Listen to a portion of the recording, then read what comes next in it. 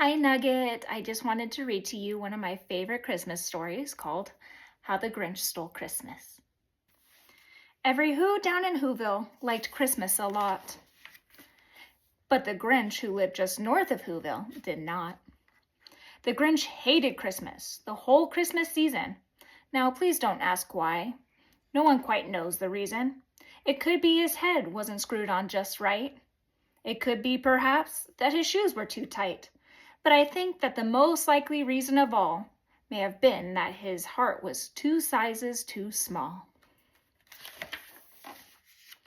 But whatever the reason, his heart or his shoes, he stood there on Christmas Eve, hating the Whos, staring down from his cave with a sour, grinchy frown. All the warm lighted windows below in their town, for he knew every Who down in Whoville beneath was busy now hanging a mistletoe wreath. And they're hanging their stockings, he snarled with a sneer. Tomorrow is Christmas, it's practically here. Then he growled with his Grinch fingers nervously drumming, I must find some way to stop Christmas from coming. For tomorrow he knew all the Who girls and boys would wake bright and early. They'd rush for their toys, and then, oh, the noise, noise. That's the one thing he hated. The noise. Then the Whos, young and old, would sit down to a feast, and they'd feast, and they'd feast, and they'd feast. They would feast on Who pudding and rare Who roast beast, which was something the Grinch couldn't stand in the least. And then they'd do something he liked least of all. Every Who down in Whoville, the tall and the small, would stand close together with Christmas bells ringing. They'd stand hand in hand, and the Whos would start singing. They'd sing and they'd sing and they'd sing. And the more Grinch thought of this Who Christmas sing, the more the Grinch thought, I must stop this whole thing. Why, for 53 years I've put up with it now. I must stop this Christmas from coming. But how? Then he got an idea, an awful idea. The Grinch got a wonderful, awful idea. I know just what to do, the Grinch laughed in his throat, and he made a quick Santa Claus hat and a coat, and he chuckled and clucked, what a great Grinchy trick! With this coat and this hat, I look just like Saint Nick. All I need is a reindeer, the Grinch looked around, but since reindeer are scarce, there were none to be found. Did that stop the old Grinch? No, the Grinch simply said, if I can't find a reindeer, I'll make one instead. So he called his dog Max, then he took some red thread, and he tied a big horn on the top of his head. Then he loaded some bags and some old empty sacks on a ramshackle sleigh, and he hitched up old Max.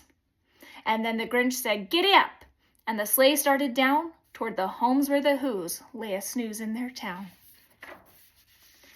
All their windows were dark, quiet snow filled the air, all the Whos were all dreaming, sweet dreams without care.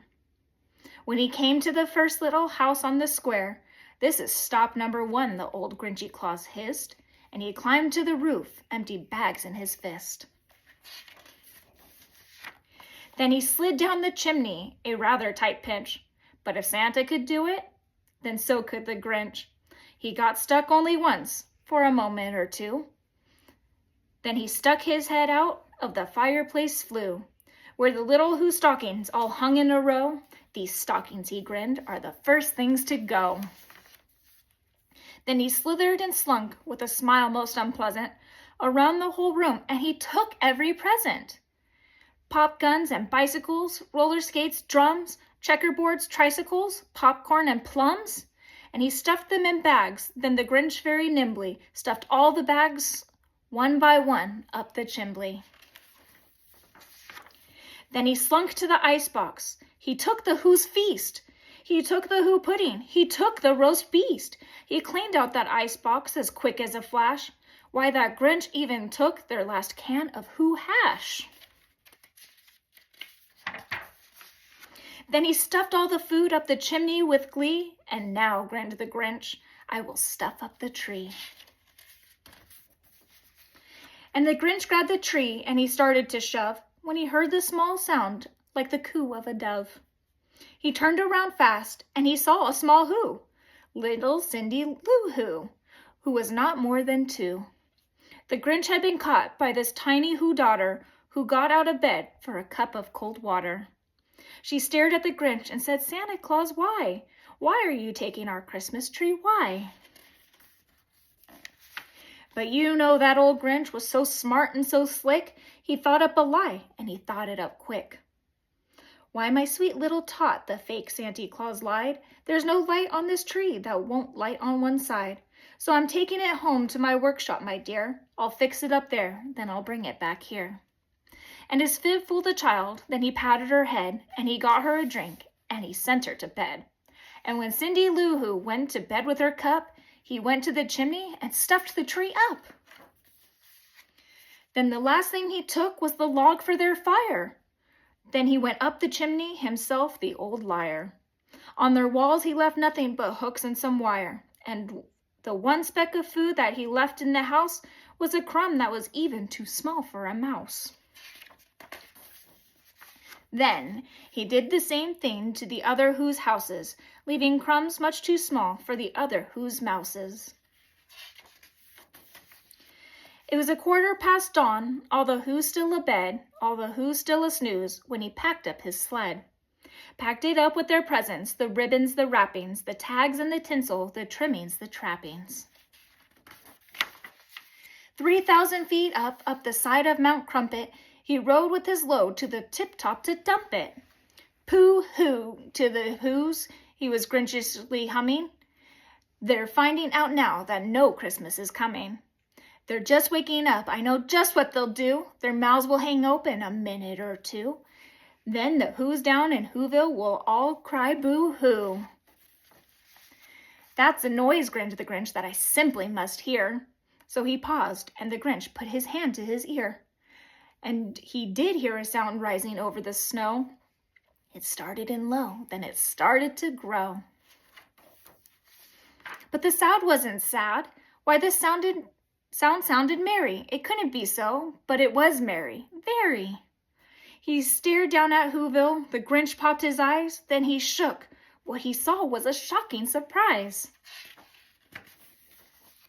Every Who down in Whoville, the tall and the small, was singing without any presents at all.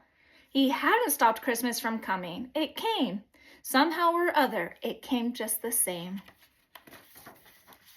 And the Grinch stood with his Grinch feet ice cold in the snow, stood puzzling and puzzling. How could it be so? It came without ribbons, it came without tags, it came without packages, boxes, or bags. And he puzzled 3 hours till his puzzler was sore. Then the Grinch thought of something he hadn't before. Maybe Christmas, he thought, doesn't come from a store. Maybe Christmas, perhaps, means a little bit more. And what happened then? Well, in Whoville they say that the Grinch's small heart grew 3 sizes that day. And the minute his heart didn't feel quite so tight, he whizzed with his load through the bright morning light, and he brought back the toys and the food for the feast, and he himself, the Grinch, carved the roast beast.